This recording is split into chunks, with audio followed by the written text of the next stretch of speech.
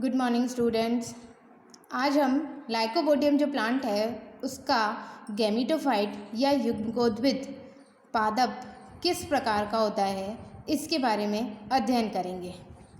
तो सबसे पहले जो लाइकोपोडियम है उसमें दो तरह की अवस्थाएं पाई जाती हैं, एक बीजाणुद्भिद अवस्था और दूसरी युग्मकोद्भिद अवस्था। तो युग्मकोद्भिद अवस्था जो होती है वो बीजाणुओं के अंकुरण से बनती है। लाइकोपोडियम जो प्लांट है उसके अंदर सभी बीजाणु एक समान होते हैं, यानी कि वो समबीजाणुक पादप है। इसलिए इन बीजाणुओं के अंकुरण से एक ही प्रकार का युग्मकोद्भिद बनता है। इसके लिए बीजाणुओं के अंकुरण के लिए दो अलग अलग मत हैं। सबसे पहला जो मत है वो ट्यूब द्वारा दिया गया है, जो कि 1888 में दिया था। तो उन्होंने कहा कि बीजाणु विकिरणन के कुछ दिनों के बाद अंकुरित होते हैं, जबकि जो दूसरे वैज्ञानिक हैं जिनका नाम है ब्रुकमैन, इन्होंने 1910 में ये बताया कि लाइकोपोडियम के बीजाणुओं के अंकुरण में 3 से 8 वर्ष तक का समय लगता है। अंकुरण का जो समय है वो अलग अलग जातियों में अलग अलग टाइम का होता है, यानी कि कुछ में कुछ दिनों में अंकुरित हो जाते हैं, कुछ में कुछ महीने लगते हैं, जबकि कुछ में सालों लग जाते हैं बीजाणुओं को अंकुरित होने में। डी बेरी जो वैज्ञानिक हैं उन्होंने 1885 में लाइकोपोडियम एनोटिनम की स्पेलिंग है ANNOTINUM, इस जाति के अंदर युग्मकोद्भिद के विकास का अध्ययन किया। तो सबसे पहले जो युग्मकोद्भिद है वो बीजाणुओं के अंकुरण से बनता है। तो जो बीजाणु होते हैं वो पानी को सोख कर फूल जाते हैं। वह बीजाणु के ऊपर जो बाह्य चोल होती है वहाँ पर एक ट्राइरेडिएट रिज या त्रिविकृत उभार पाया जाता है। इस उभार से ये जो बाह्य भित्ति होती है वो फट जाती है और जो अंदर की भित्ति है जिसे कि अंतःशोल कहा जाता है वो पुट्टिका के रूप में बाहर आ जाती है। स्फुटन के समय अंतःशोल 2 कोशिकीय अवस्था में बाहर आता है, यानी कि जब बीजाणु अंकुरित होता है तो सबसे पहले वो द्विकोशिकीय अवस्था में अपनी बाह्य भित्ति से बाहर आता है। बीजाणुओं के अंदर जो पहला विभाजन है वो अनुप्रस्थ होता है, जिसके फलस्वरूप 2 असमान कोशिकाएं बनती हैं। छोटी लेंस के आकार की कोशिका जिसे कि मूलाभाषी कोशिका या राइजोइडल सेल कहा जाता है, और ये कोशिका आगे युग्मकोद्भिद के निर्माण में भाग नहीं लेती है। ये देखिए, ये लाइकोपोडियम का स्पोर है जिसमें हम बाह्य भित्ति जो है उसमें तरह तरह के उभार उपस्थित हैं।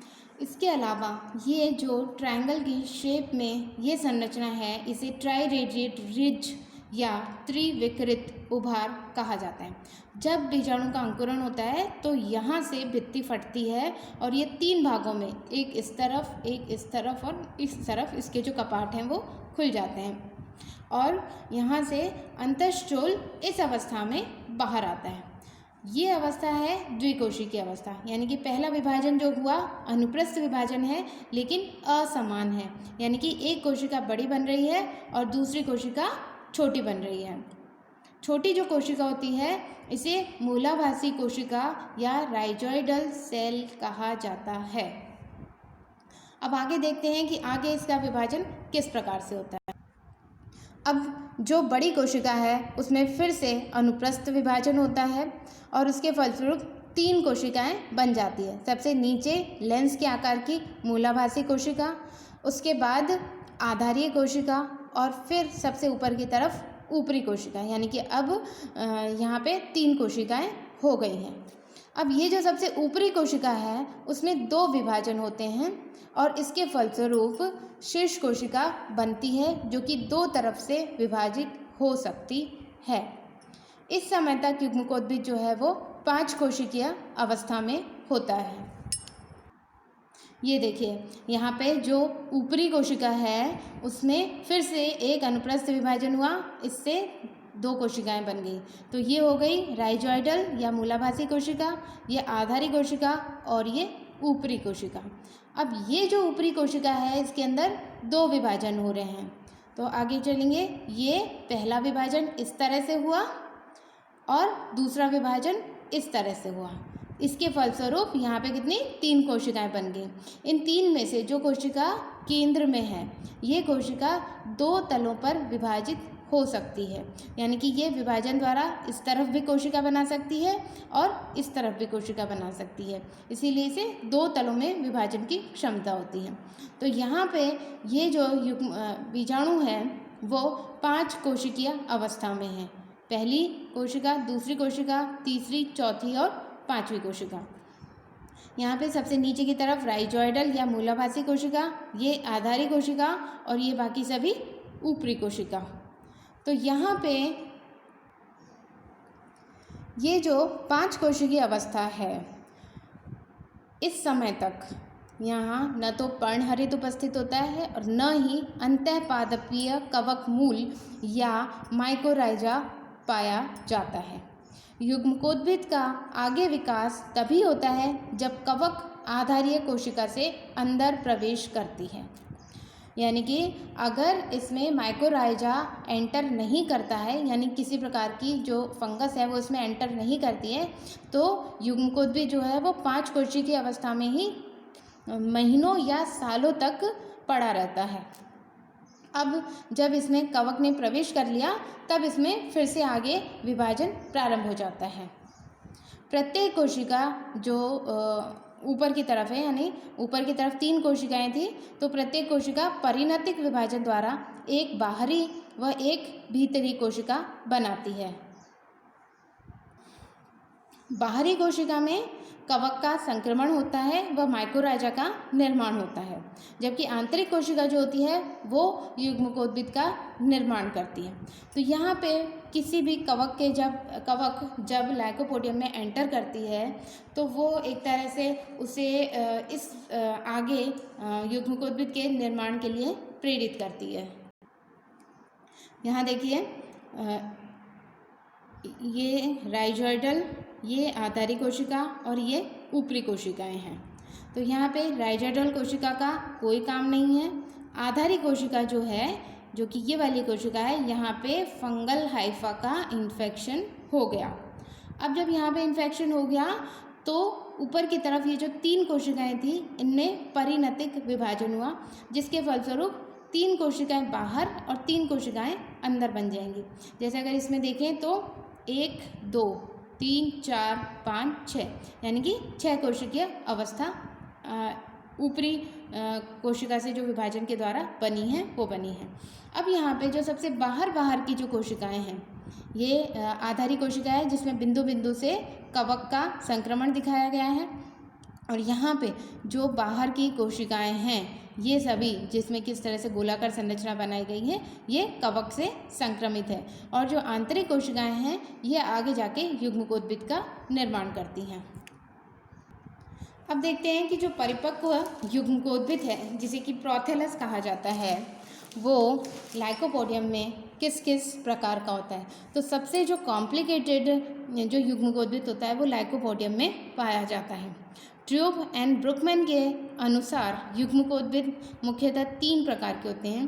पहला जो प्रकार है, जिसे कि सरनम प्रकार भी कहा जाता है, यानी ये इसलिए कहा जाता है क्योंकि ये लाइकोपोडियम सरनम और लाइकोपोडियम इनंडेटम जो विसर्पी जातियाँ हैं उनमें पाया जाता है। तो इसकी जो मुख्य बात है वो ये है कि ये स्वयंपोषी होता है। इसके 2 भाग होते हैं। ऊपरी भाग जो होता है वो वायवीय होता है, जबकि जो आधारीय भाग होता है वो भूमिगत होता है, और ये लगभग 2 से 3 मिलीमीटर लंबा होता है। अब आगे देखें कि जो आधारीय भाग है वो रंगहीन होता है, जमीन के अंदर रहता है, और इसके अंदर राइजोइड्स एवं एंडोफिटिक फंगस या माइकोराइजा पाई जाती है, और यह भाग भोजन संचय का कार्य करता है। ऊपरी भाग जो होता है वो मांसल गूदेदार होता है, ये जमीन के ऊपर पाया जाता है तथा मेरिस्टेमेटिक स्ट्रैंड से युक्त हरी पालियाँ होती हैं। मेरिस्टेमेटिक कोशिकाएं उपस्थित हैं, यानी कि इसमें विभाजन की क्षमता है। साथ ही ये हरे रंग का है। हरे रंग का है क्यों? क्योंकि यहाँ पे क्लोरोफिल उपस्थित है और ये अलग अलग पालियाँ या लोब में विभाजित होता है। और जो ऊपरी भाग है उसके आधार पर जनन अंग पाए जाते हैं। इस प्रकार के युग्मकोद्भिद को परिपक्व होने में लगभग 6 महीने का समय लगता है और इसकी जो वृद्धि होती है ये शीर्ष भाग के नीचे सीमांत पर स्थित मेरिस्टेम द्वारा वृद्धि करता है। साथ ही जो ऊपरी भाग है इसे जनन क्षेत्र या जनरेटिव रीजन भी कहा जाता है, क्योंकि यहाँ पे नर व मादा जननांग यानी कि एंथ्रेडिया व आर्किगोनिया लगते हैं। और इसके साथ ये हरा होता है। हरा होने के कारण ये अपना भोजन स्वयं बनाते हैं और ये फोटोसिंथेटिक होते हैं। और जो ऊपरी भाग है उसमें एंडोफिटिक फंगस नहीं पाई जाती है। एंडोफिटिक फंगस जो है वो केवल निचले हिस्से में पाई जाती है। ये देखिए डायग्राम में अगर हम देखें तो जो लाइकोपोडियम सरनम है ये बाहर से इस तरह का दिखाई देता है। यहाँ पे ये नीचे का जो हिस्सा है वो रंगहीन है और ट्यूबरस है। साथ ही जो ऊपर का भाग है जहाँ पे ये अलग अलग पालियाँ या लोब्स बने हुए हैं तो इनके अंदर क्लोरोफिल पाया जाता है। कोशिका संरचना अगर देखें तो ये इस तरह की होती है, यानी कि नीचे मेरिस्टेमेटिक कोशिकाएं हैं जो भोजन संग्रह करती है। साथ ही नीचे वाला जो पार्ट है यानी कि इसका इतना भाग भूमि के अंदर है और केवल जो लोब वाला पोर्शन है वो भूमि के बाहर है। तो ये जो अलग अलग पालियाँ बनी हुई हैं इनमें क्लोरोफिल उपस्थित है और नीचे वाला जो भाग है स्टोरेज रीजन है जिसमें भोजन संचित रहता है। साथ ही इसमें राइजोइड्स पाए जाते हैं। ये जो पत्तियां दिखाई दे रही हैं ये वो पत्तियां हैं जो नया पौधा या नया भ्रूण का निर्माण हुआ है और उससे जो नया पादप बना है ये उसकी पत्तियां दिखाई दे रही हैं। ये लाइकोपोडियम सरनम की आर्किगोनिया है। तो यहाँ पे ये देखिए ये प्रोटोकॉम भी है जो कि भोजन संचय का कार्य कर रहा है और प्रोटोकॉम में नीचे की तरफ राइजोइड्स उपस्थित हैं। अब देखते हैं हम दूसरे प्रकार का जो गैमेटोफाइट है वो किस तरह का होता है। तो जो दूसरा प्रकार है उसे क्लेवेटम प्रकार या कंप्लेनेटम प्रकार भी कहा जाता है। इसकी जो मुख्य बात है वो ये है कि इसका जो युग्मकोद्भिद है वो मृतोपजीवी है तथा भूमिगत होता है और ये भी विसर्पी जातियों जैसे कि लाइकोपोडियम कंप्लेनेटम, लाइकोपोडियम क्लेवेटम तथा लाइकोपोडियम एनोटिनम में पाया जाता है। ये कंद युक्त रंगहीन पाली रहित तिकोना 12 से 18 मिलीमीटर लंबा होता है और इसके 2 मुख्य भाग होते हैं, यानी कि इसमें रंगहीन है जिसकी वजह से यहाँ पे किसी प्रकार का कोई क्लोरोफिल नहीं है। इसके अलावा यहाँ पे पालियाँ भी नहीं पाई जाती है जो कि हमने देखी थी कि पहले प्रकार में पाई जाती हैं। अब इसके जो 2 मुख्य भाग हैं वो है आधारीय तिकोना भाग और ऊपरी जनन क्षेत्र। तो सबसे पहले हम देखते हैं कि जो आधारीय तिकोना भाग है उसमें कौन कौन सी चीज़ें होती हैं। यह 4 भागों में विभक्त होता है। सबसे बाहर की तरफ बाह्य त्वचा होती है जो कि एक स्तरीय मूलाभास युक्त होती है। बाह्य त्वचा से अंदर की तरफ वल्कुट होता है जिसे कि कॉर्टेक्स कहा जाता है। ये मृदुतकीय कोशिकाओं से मिलकर बना होता है और इस भाग में एंडोफिटिक फंगस पाई जाती है। वल्कुट से अंदर की तरफ खंभ क्षेत्र होता है जो कि लंबायवान कोशिकाओं से बना होता है और एक स्तरीय होता है। केंद्रीय संलयन क्षेत्र जो कि सबसे केंद्र में होता है और पैरेन्काइमेटस कोशिकाओं से बना होता है। इसमें भोजन संचित रहता है।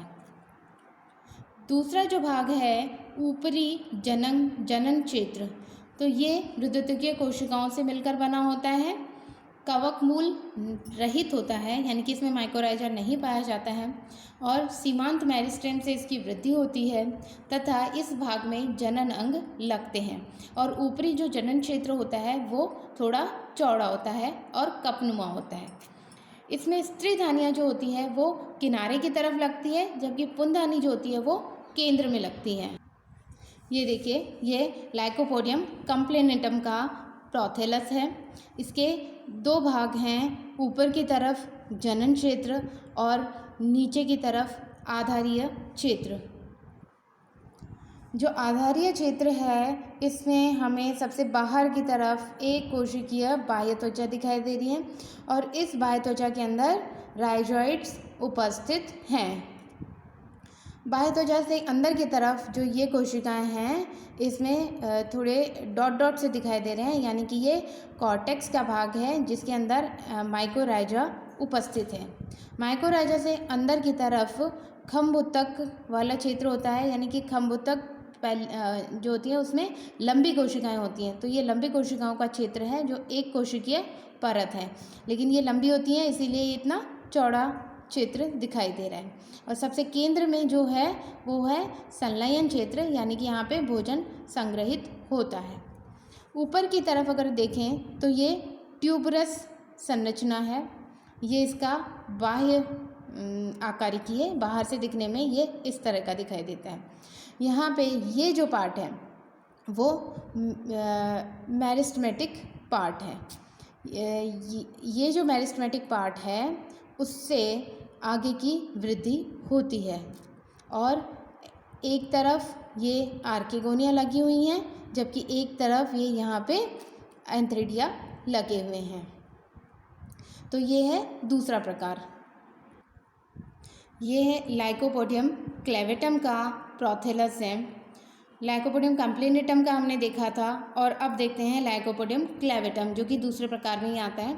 तो इसमें भी ये जो नीचे का भाग है इसमें बाहर की तरफ एपिडर्मिस जिसमें कि राइजोइड्स हैं, फिर कॉर्टेक्स जिसमें कि एंडोफिटिक फंगस है, उसके बाद पैलिसेड लेयर या खम्बुतक लेयर और अंदर की तरफ स्टोरेज रीजन।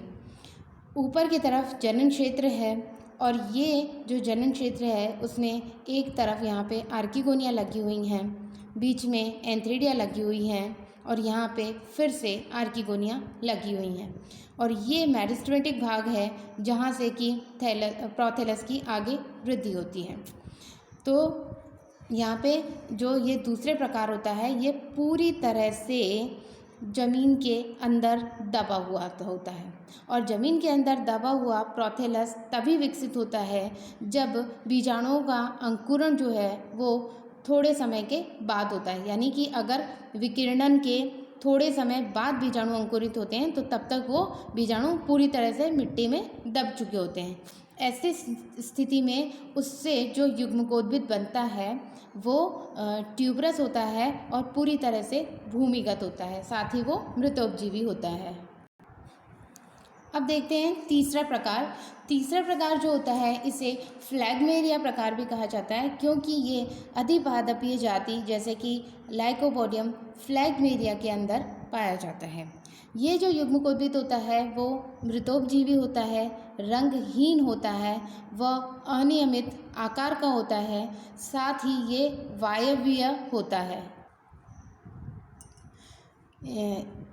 जो अधिपादपी जाति है, तो अधिपादपी जातियाँ वो जातियाँ होती हैं जो कि किसी पेड़ के तने पर उगती हैं। तो तने ऐसी स्थिति में जब इससे जो बीजाणु विकिरणित होते हैं तो वो भी तने की छाल में ही या शाखाओं पर उपस्थित जो ह्यूमस होता है वहाँ पे जाके अटक जाते हैं और फिर वहाँ पर आगे की वृद्धि करते हैं। ये इसीलिए ये वायवीय होता है क्योंकि ये शाखाओं पर लगता है, साथ ही शाखाओं पर जो जगह जगह पे कहीं कहीं मिट्टी या ह्यूमस इकट्ठा हो जाता है तो ये उस जगह पर ग्रो करता है। इसमें मूलाभास पाए जाते हैं जिसके द्वारा ये तने से चिपका रहता है और मूलाभास जो होते हैं वो सभी दिशाओं में वृद्धि करते हैं। बीच का जो भाग होता है वो फूला हुआ कंद युक्त होता है, लगभग 2 मिलीमीटर लंबा होता है और इस फूले हुए भाग से लंबी पतली रंगहीन 1 से 6 मिलीमीटर लंबी शाखाएं सभी दिशाओं में बढ़ती हैं और इन शाखाओं को पैराफाइसिस कहा जाता है। पैराफाइसिस के बीच बीच में ये जो कंद युक्त भाग है उस पर जनन अंग उत्पन्न होते हैं और एंडोफिटिक फंगस जो होती है वो पूरे युग्मकोद्भिद में उपस्थित होती है। अभी तक जो भी हमने पहले दो प्रकार देखे थे उसमें क्या देखे थे कि युग्मकोद्भिद जो है वो दो अलग अलग भागों, जनन क्षेत्र और संचयन क्षेत्र में विभाजित था। लेकिन यहाँ पे जो बीज का ट्यूबरस पार्ट है उसी पर जनन अंग भी लगते हैं और वही भोजन संचय का भी कार्य करता है। इसके अलावा इसमें कुछ जगहों पर शाखाएं भी पाई जाती हैं। ये जो शाखाएं होती हैं वो मोनोपोडियल यानी कि एक लाक्षी शाखन प्रदर्शित करती हैं। यानी कि जो मुख्य जैसे ब्रांच है उससे एक ब्रांच और निकली तो वो देखने में ऐसा लगता है कि वो दो शाखाएं निकल रही हैं एक साथ, जबकि ये होता है कि एक मुख्य होती है और उससे एक ब्रांच निकलती हैं। और कहीं कहीं इन शाखाओं के शीर्ष पर गैमी भी पाए जाते हैं। ये जो गैमी होते हैं ये कायिक जनन करते हैं में मदद करते हैं। ये देखिए, ये लाइकोपोडियम फ्लैगमेरिया का युग्मकोद्भिद है। तो यहाँ पे ये जो केंद्र का भाग है वो कंद होता है और इससे इस तरह से ये शाखाएं निकली हुई हैं जिन्हें कि पैराफाइसिस कहा जाता है। और इन शाखाओं पर जगह जगह पे ये गैमी पाए जा सकते हैं। इसके अलावा जो जनन अंग हैं वो कंद पर ही इन पैराफाइसिस के बीच बीच में लगते हैं। ये देखिए, ये लाइकोपोडियम फ्लैगमेरिया के युग्मकोद्भिद का आवर्धित रूप है। ये बाहर से दिखाई देने में इस तरह से दिखाई दे रहा है। इसको जब कोशिकीय संरचना देखें तो ये मृदुतुकी कोशिकाओं से मिलकर बना हुआ है। बाहर की तरफ राइजोइड्स लगे हुए हैं और इसके अलावा यहाँ पे जो ये गैमी लगे हुए हैं, ये गैमी की संरचना इस तरह से होती है। ये प्राइमरी गैमी है यानी कि प्राथमिक जो पहली बार उत्पन्न हुआ है। इसके बाद इस गैमी के ऊपर दूसरी द्वितीयक गैमी भी उत्पन्न हो रही हैं। तो यहाँ पे हमने देखा कि लाइकोपोडियम जो पादप है उसमें किस किस प्रकार का युग्मकोद्भिद पाया जाता है। अब एक प्रकार और है जिसके बारे में हम अध्ययन करें। ये है लाइकोपोडियम सिलेगो में पाया जाने वाला युग्मकोद्भिद। इसका हम अध्ययन इसलिए कर रहे हैं क्योंकि इसमें तीनों प्रकार के युग्मकोद्भिद के लक्षण पाए जाते हैं। स्पोर्स का जर्मिनेशन अगर विकिरणन के तुरंत बाद हो तो स्पोर जमीन में धंसा हुआ नहीं होता है। ऐसी स्थिति में वायवीय व स्वपोषित प्रोथेलस बनता है। स्पोर विकिरणन के थोड़े समय बाद अंकुरित हों व भूमि में धंसे हुए हों तो रंगहीन या पीले और भूमिगत प्रोथेलस का निर्माण होता है। अगर जमीन ठोस है तब बेलनाकार व लंबे प्रोथेलस का व जमीन के कोमल होने पर चपटे व तिकोने प्रोथेलस का निर्माण होता है। इसमें भी जो युग्मकोद्भिद है उसके दो भाग होते हैं। ऊपरी भाग को जनरेटिव या जनन क्षेत्र कहा जाता है जो कि पालीयुक्त, चौड़ा व कपनुमा होता है और इसके एक किनारे पर जनन अंग लगते हैं व दूसरे किनारे पर राइजोइड्स लगते हैं। और जो नीचे का जो भाग है उसमें एंडोफिटिक फंगस पाई जाती है, साथ ही इसमें भोजन संचित रहता है व राइजोइड्स पाए जाते हैं। ऊपरी भाग जो है उसमें सेक्स ऑर्गन यानी कि जनन अंग के साथ साथ पैराफाइसिस भी पाए जाते हैं। निचला जो भाग होता है अगर भूमि में ज़्यादा दबा हुआ नहीं है तो कई बार वो ऊपर आकर क्लोरोफिल का निर्माण कर लेता है व हरा हो जाता है। इस तरह से हम देखते हैं कि लाइकोपोडियम सिलेगो का युग्मकोद्भिद तीनों प्रकार के प्रोथेलस के गुण दर्शाता है। उसकी बेलनाकार ब्रांचेस और साथ ही पैराफाइसिस की उपस्थिति व लोब्ड संरचना, ये जो लक्षण होते हैं वो लाइकोपोडियम फ्लैगमेरिया के युग्मकोद्भिद यानी जो तीसरा प्रकार है उसके समान होते हैं। भूमि के अंदर दबी हुई अवस्था, सेप्रोफिटिक कलरलेस होना, मार्जिनल मेरिस्टेम होना, कॉनिकल शेप निचले भाग की जो है होना और साथ ही ऊपरी भाग जो है वो पालीयुक्त या लोब्ड होना, ये जो लक्षण हैं वो लाइकोपोडियम क्लेविटम, लाइकोपोडियम कंप्लेनेटम जो कि दूसरे प्रकार का होता है युग्मकोद्भिद होता है उससे समानता दर्शाते हैं। जबकि तीसरा जो प्रकार है वो है क्लोरोफिल की उपस्थिति।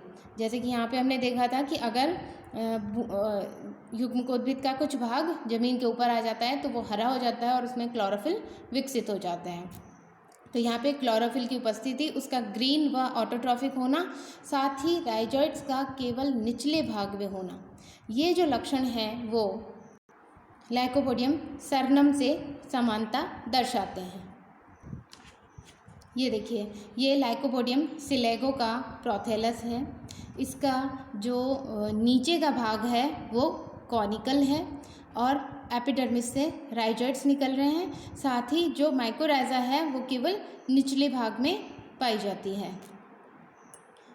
ऊपरी जो भाग है वो कपनुमा है और इस कपनुमा संरचना के एक तरफ तो जनन अंग लग रहे हैं, जबकि दूसरी तरफ केवल जो पैराफाइसिस या हेयर्स होते हैं वो पाए जाते हैं। यहाँ पे ये आर्किगोनिया है, ये एंथ्रीडिया डेवलप होगी। साथ ही इसके जो जनरेटिव रीजन होता है वो ये वाला है, यानी कि ये मेरिस्टेम से जो वृद्धि करता है वो मेरिस्टेम साइड में यानी कि मार्जिनल कंडीशन में पाया जाता है। और ये जो ऊपरी भाग है ये अगर बाहर भूमि के बाहर निकल आए तो इसमें क्लोरोफिल का निर्माण हो जाता है। तो इस तरह से हमने देखा कि लाइकोपोडियम सिलेगो जो प्लांट है उसका जो युग्मकोद्भिद है उसमें सभी प्रकार के युग्मकोद्भिद के लक्षण पाए जाते हैं, इसीलिए इसे तीनों प्रकार के युग्मकोद्भिद के इंटरमीडिएट कड़ी भी कहा जाता है। तो यहाँ पे हमने देखा कि लाइकोपोडियम में जो युग्मकोद्भिद है वो किस किस प्रकार का होता है।